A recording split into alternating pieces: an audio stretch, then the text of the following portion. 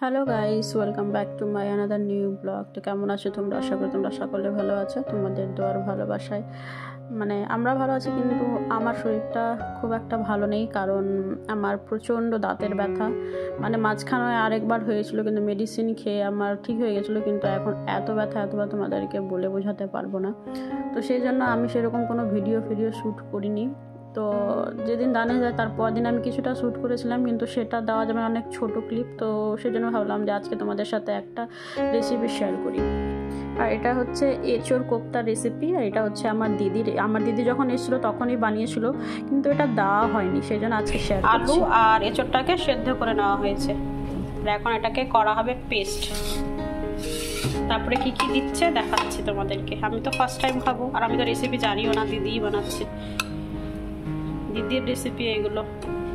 তো দিদি এখানটায় এঁচোড় আর সাথে দুটো আলু দিয়েছে, যাতে বাইন্ডিংটা নাকি ভালো হবে আলু দিলে। আমি তো জানি না, এটা পুরোপুরি দিদির রেসিপি। তো সেই জন্য সামান্য লবণ দিয়ে এঁচোড় আর আলুটাকে সেদ্ধ করা হয়েছে। তারপরে দেখো কি করছে। তো এই দেখো এঁচোড়টা আর আলুটা এইভাবে ম্যাশ করে নিয়েছে, সুন্দর হয়েছে, ভালো সেদ্ধ হয়েছে। আর এটাতে যা যা লাগবে দেখাচ্ছি তোমাদেরকে। তো এটাতে দেবে এখানটায় পেঁয়াজ কুচি, কাঁচা লঙ্কা কুচি আর ধনে পাতা।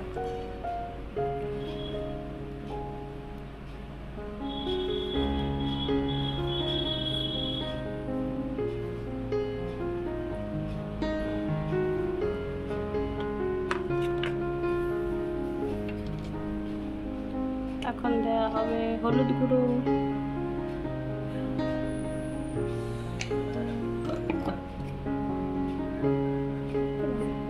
শুকনো লঙ্কার গুঁড়ো, একটু একটু যেহেতু কাঁচা লঙ্কা দেওয়া হয়েছে, ধনে গুঁড়ো,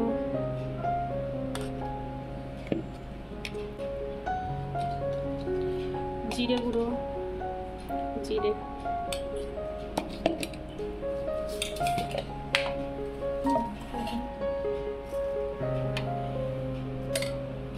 না হচ্ছে একটু আজওয়াইন। আজওয়াইন, হ্যাঁ, খাইনি। এঁচোড়টাকে গ্রেভি করে খাওয়া যায়, কিন্তু আমরা নর্মালি কোপ্তাই বানাচ্ছি। আর একটু লাগবে লবণ সামান্য। খেতে তো দারুণই হবে মনেই হচ্ছে। এমনিতেই এঁচোড় ভালোই লাগে খেতে, টেস্টি। সেদিন রান্না করেছিল, দারুণ হয়েছিল খেতে। আর এখন হচ্ছে বেসন, পরে দেবে না? আচ্ছা, আর একটু চালের গুঁড়ো দেওয়া হচ্ছে, ক্রিস্পি হবে যে চালের গুঁড়ো। ব্যাস হয়ে গেছে। ভালো করে মিক্স করে তেলের মধ্যে দেওয়া হবে। কড়াই বসে দিই নাকি?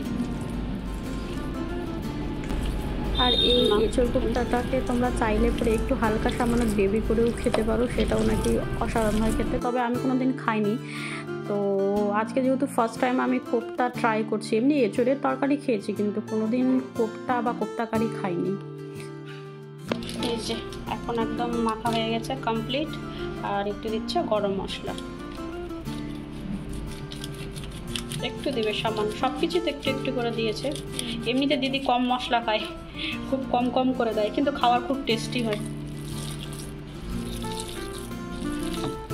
যতগুলো মাছের মাথা দিয়ে আমরা খেয়েছি, বেগুন একদিন খেয়েছিলাম মাছের মাথা দিয়ে, একদিন ইলিশ মাছ দিয়ে বেগুন খেয়েছিলাম, ইলিশ মাছের মাথা দিয়ে, ওটাও দারুণ টেস্টি হয়েছিল।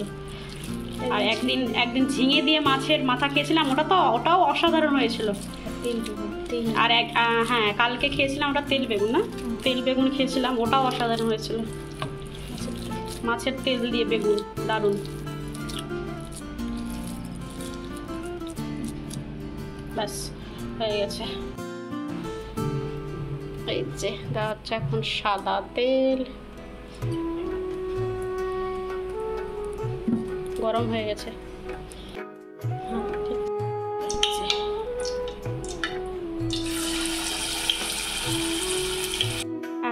পর্যন্ত কারা কারা ভিডিওটা দেখে দিয়েছো অবশ্যই একটা লাইক করে দিও। লাইক করতে কিন্তু ভুলবে না প্লিজ, তোমাদেরকে বারবার করে রিকোয়েস্ট করে বলছি একটা লাইক করে দিও, লাইক করে দিও। কিন্তু তোমরা লাইক করতে জানি না কী করে ভুলে যাও। তো যখন ভিডিওটা দেখা শুরু করছো তখনই একটা লাইক দিয়ে দিও, তাহলে আর ভুল হবে না, তাই না?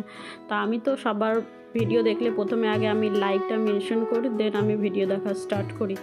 এটা যাদের আমি ভিডিও দেখি তারাই বলতে পারবে, তাই না? তো তোমরাও প্লিজ একটা লাইক করে দিও, আর প্লিজ ভিডিও স্কিপ করে কেউ দেখবে না, ভিডিওটা পুরোটা দেখার মানে চেষ্টা করবে। পুরোটা ভিডিও অ্যাটলিস্ট 3-4 মিনিট তো দেখবে, এটাই তোমাদের কাছে রিকোয়েস্ট। সে সুন্দর কালার এসছে।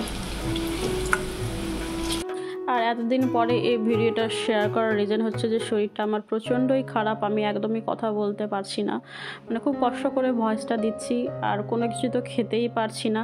মানে কোনো খাবার টাবার নিলে পর অনেকক্ষণ টাইম লাগছে খেতে, মানে একটা সাইড পুরো একদম মানে ফুলে গেছে আমার। তো না ঠিক করে ঘুমাতে পারছি, কোনো কিছু করতে ইচ্ছা করছে না, এভাবে সারাদিন শুয়ে থাকি, না ভিডিও ক্যাপচার করছি, কিছুই করতে ইচ্ছা। শরীর ভালো নেই আর কি ভিডিও শ্যুট করবো, তাই না? তো কোনো মতো দিন কাটাচ্ছি। দানেশ আসলে আমাকে এবার ডক্টরের কাছে যেতেই হবে, কারণ শুধু দাঁতের ব্যথা নেই, তার সাথে সাথে আমার একটা সাইডে কানটাও ব্যথা করছে আর মাথাও ব্যথা করছে, মানে প্রচুর ব্যথা। তোমাদেরকে মানে বলে তোমাদেরকে এক্সপ্লেন করতে পারবো না, যাদের হয় একমাত্র তারাই বুঝতে পারে যে দাঁতের ব্যথা কতটা যন্ত্রণাদায়ক। প্রচুর কষ্ট হচ্ছে, না ঘুমাতে পারবে, না কোনো কিছু করতে ইচ্ছা করছে, কোনো কিছুই না। মনে হচ্ছে এবার আমাকে ডাক্তারের কাছে যেতেই হবে। আর তার সাথে সাথে গালটা একটা সাইড তো ফুলে গেছে, আর টনসিল হয়ে যায় না, গুড়ি গুড়ি হয়ে যায়, ওই রকম গুড়ি গুড়ি মতো হয়ে গেছে। জানি না কি হয়েছে, মানে চা বিস্কিটটাও যদি খাচ্ছি তাহলে অনেকক্ষণ ধরে 15-20 মধ্যে একটা বিস্কিট খেতে পারছি, এরকম আমার অবস্থা হয়ে গেছে। তো সেজন্য আমি কোনো কিছু ভিডিও পোস্ট করলাম না, আমার কাছে শ্যুট করা নেই সেরকম, একটুখানি আছে তোমাদেরকে বললাম, সেটা শেয়ার করা যাবে না। তো দিদির এই রেসিপিটা আমার কাছে ছিল, তো ভাবলাম চলো আজকে তোমাদের সাথে শেয়ার করি অনেক দিন পর। তো এই হচ্ছে আজকে আমাদের এঁচোড় কোফতা ফাইনাল লুক,